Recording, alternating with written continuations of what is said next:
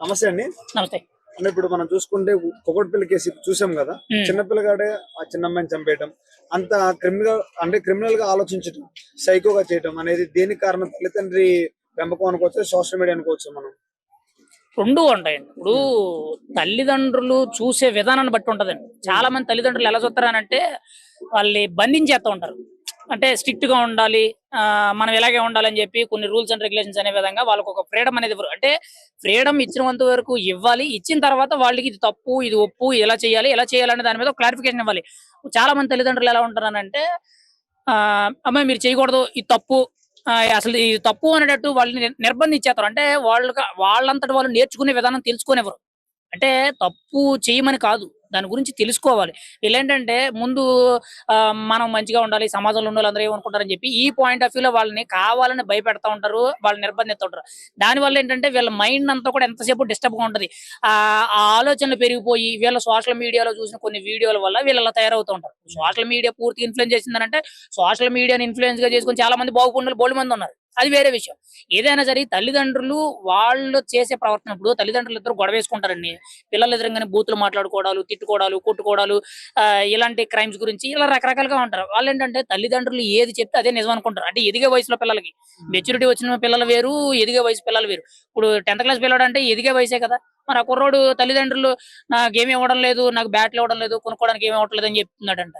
School మ fee కూడా school కట్టాలని ఫీజు కూడా కడతలేదని చెప్తే అంటే తల్లిదండ్రులు వాళ్ళు ఉండి ఏం ప్రయోజనం అనేది వాళ్ళు ఒకసారి అర్థం చేసుకోవాలి. ఇప్పుడు ఎంతసేపు కూడా సమాజంలో ఎవడేమనుకుంటాడని తర్వాత విషయం. మీ పిల్లల్ని మీరు ఎలా కంట్రోల్ చేయగలుగుతున్నారు? మీ పిల్లల గురించి మీరు ఎంత శ్రద్ధ తీసుకోగలుగుతున్నారు? మంచి చెప్పాలి, చెడు చెప్పాలి. కానీ చెడు చేయనివ్వకుండా జాగ్రత్త పడగాలి.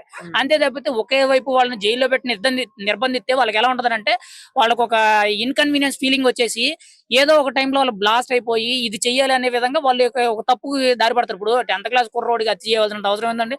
వాళ్ళ ఇంటికి దొంగతనానికెళ్ళాలంట. అక్కడ దొంగతనానికెళ్ళిన తర్వాత ఆ పిల్ల చూసిందని చెప్పి తనని ఏకంగా 20 కత్తిపోట్లు పొడాల్సినంత అవసరం ఏముందండి? అంత ఇబ్బంది లేదు కదా! అదే తల్లిదండ్రులు ముందు నుంచే కూడా ఒక ప్రతి దాని మీద కూడా ఒక అవగాహన వచ్చే విధంగా చెప్పి తెలియపరిస్తే బావుంటది. మంచేంటి, చెడేంటి అని 2 చెప్పాలండి. అంతేగాని పూర్తిగా వన్ సైడ్‌గా వదిలి నొక్కి పెట్టకూడదండి. పిల్లలు కూడా చాలా మందేంటంటే చదువుల విషయంలో ర్యాంకులు, ఈ ర్యాంకులు కావాలి, ఆ ర్యాంకులు కావాలి అని చెప్పి వాళ్ళని బాగా ఇంపాక్ట్ చేస్తా ఉంటారు.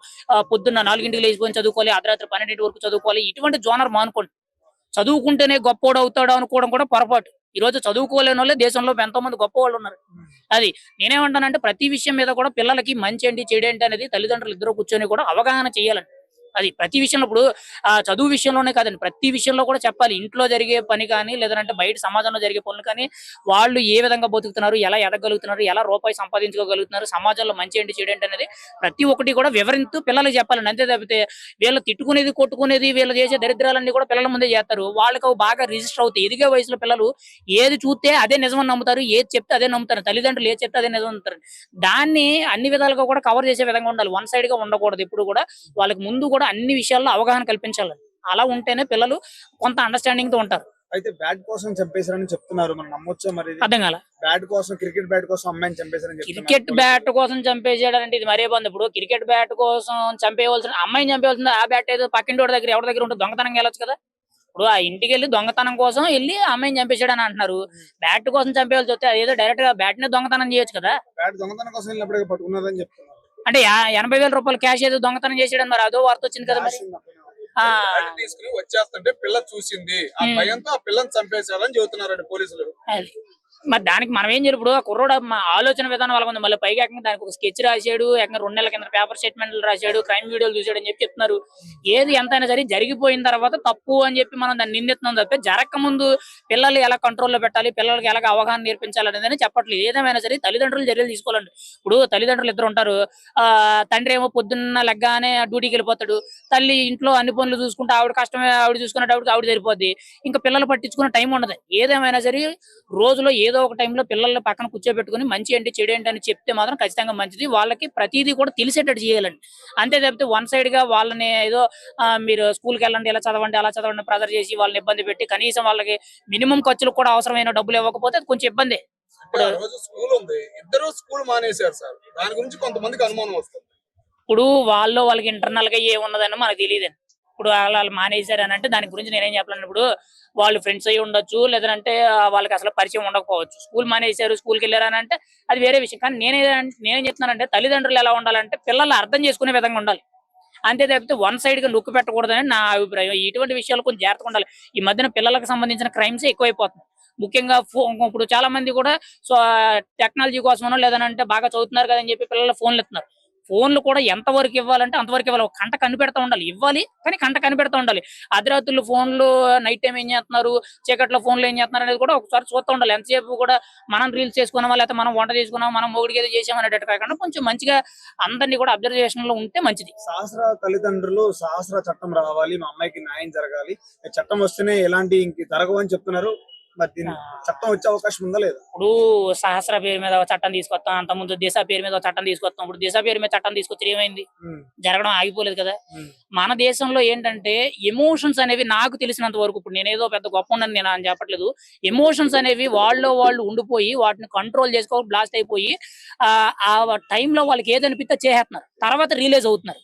అర్థమైందా? ఇక్కడ ఏంటంటే ప్రతి దానికి కూడా మన దేశంలో ఏంటంటే పక్కింటోడు ఏమనుకుంటాడు, పొరుగింటోడు ఏమనుకుంటాడు, లేకపోతే వాడేమనుకుంటాడు, వీడేమనుకుంటాడు, లేదంటే చట్టాలు ఎలాగ ఉన్నాయని చెప్పి ఈ మైండ్ సెట్ లో వాళ్ళని దూరం చూపెడుతున్నారు తప్పితే మంచి అంటే చెడు ఏంటి అనేది ముందు క్లారిఫికేషన్ రానట్లేదు. ఇప్పుడు గతంలో దిశ అనే ఒక మహిళని, ఒరిజినల్ పేరు దిశ కాదులండి, దిశ అని చెప్పి ఒక చట్టం తీసుకొచ్చారు.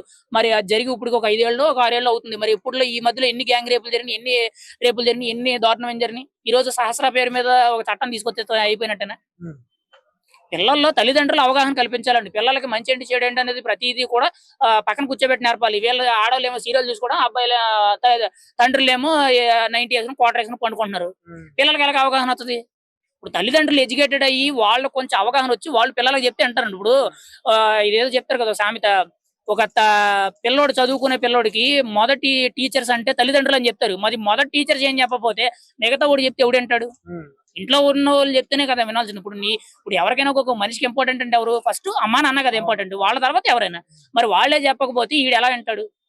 అది నేను అనేది ఏంటంటే పేరెంట్స్ అనేవాళ్ళు పిల్లల్ని కొంచెం కంట్రోల్లో పెట్టి మంచి చెడు ప్రతిదీ కూడా తెలియజేస్తే వాళ్ళ అండర్స్టాండింగ్ లో వాళ్ళు వెళ్తారు. అది చాలా మంది ఏమంటారు, అబ్బాయిని చంపేయాలి, నరికేయాలి, ఈ అమ్మాయి తిన్నట్టు జరగాలన్నారు. కోర్టు అంటే కోర్టు మన చట్టాలు ఎలా ఉంటాయంటే బాల శిక్ష కార్మికులు వేస్తారు, మళ్ళీ 18 నెలలకు రిలీజ్ చేసే అవకాశం ఉంది అంటారు. మరి ఏ విధంగా పడవచ్చు కేసు అనేది అబ్బాయి? ఇప్పుడు చంపేయాలి, పొడి చేయాలంటే వాడు చేసిన తప్పును ఇప్పుడు అలా చేసే వాళ్ళ మీద ఎంతమంది చచ్చిపోవాలి? ఆల్రెడీ మన దేశంలో ఒక క్రైమ్ చేసిన దాంట్లో 10 మంది, ఇప్పుడు రీసెంట్ గా గ్యాంగ్ రేప్ ఎక్కడ జరిగి హైదరాబాద్ పరిస్థితులు అందరూ గ్యాంగ్ జరిగింది అన్నారు. అందులో 5 ఉన్నారు. ఇప్పుడు వాళ్ళందరినీ చంపేయాలంటే ఎంతసేపు కూడా ఈ క్రైమ్సే వస్తాయి. అర్థమైందా? వాళ్ళలో ఒక ప్రవర్తన వృత్తి అనేది కొత్తగా వాళ్ళ ఆలోచనలు మార్చే విధంగా ఉండాలి. ఇప్పుడు ఆయన చంపేస్తే మొత్తం కలిసి ఉంది, తీసుకెళ్లి పూడ్చడం కాల్చడం చేస్తారు, తర్వాత బూడిద వస్తుంది తప్పితే ఏం ఉండదు. అర్థమైందా? ఇప్పుడు మైనర్ చట్టాల కింద అయినా కానీ బెయిల్ వస్తే వస్తుంది, బెయిల్ రాకపోతే వాడు ఒక 5-6 సంవత్సరాలు జైల్లో ఉంటాడు. ఆ తర్వాత అయినా వాడు మైండ్ సెట్ మారుద్ది. మారపోతే ఏముందండి, ఇంకా కాలగమనంగా అలా పోవడం తప్ప మనం చేసేది ఉండదు. ఏదేమైనా సరే సమాజంలో నలుగురితో నారాయణ గుంపులో గోవింద అన్నట్టు పోవడం తప్ప మనం చేసేది ఉండదు. ఆ పరిస్థితులు బట్టి వాళ్ళు చేస్తారు కానీ కావాలని. ఇప్పుడు ఆ కుర్రోడికి ఏదో అనిపించింది, వెళ్ళాడు బ్యాట్ కోసం వెళ్ళాడు, అక్కడికి వెళ్ళిన తర్వాత ఇది బయటికి వెళ్తే ఏమవుతుంది అని చెప్పి అక్కడ భయం పుట్టుకొచ్చింది. ఆ భయంలో తనను చంపేయాల్సి వచ్చింది. యాక్చువల్లీ వాడు మైండ్ సెట్ లో అసలు చంపేయని ఆలోచన లేదేమో, కేవలం బ్యాట్ దొంగతనం కోసం వెళ్ళాడేమో, లేదంటే డబ్బు దొంగతనం కోసం వెళ్ళాడు. కానీ ఏంటంటే అక్కడ పరిస్థితుల్లో వాళ్ళ దారి తీసింది. ఆ తప్పు రైట్ అని మనం జడ్జ్ చేయలేం. కానీ ఏంటంటే ఉన్నంత వరకు కూడా ప్రతి దాని మీద ఒక అవగాహన అనేది రావాలి.